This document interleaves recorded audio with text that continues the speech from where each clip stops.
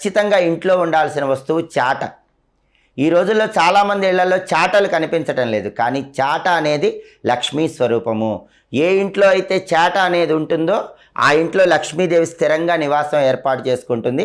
అయితే చాట విషయంలో ఒక జాగ్రత్త తప్పకుండా తీసుకోవాలి. అదేంటంటే చాటను ఇంట్లో తిరగేసి పెట్టకూడదు, చాటను బోర్లించకూడదు. చాటను బోర్లిస్తే జ్యేష్ఠాదేవి దరిద్ర దేవత ప్రవేశిస్తుంది, లక్ష్మీదేవి వెళ్ళిపోతుంది. కాబట్టి ఎప్పుడైనా బియ్యం చెరిగే చాటను బోర్లించకండి, తిరగేసి పెట్టకూడదు.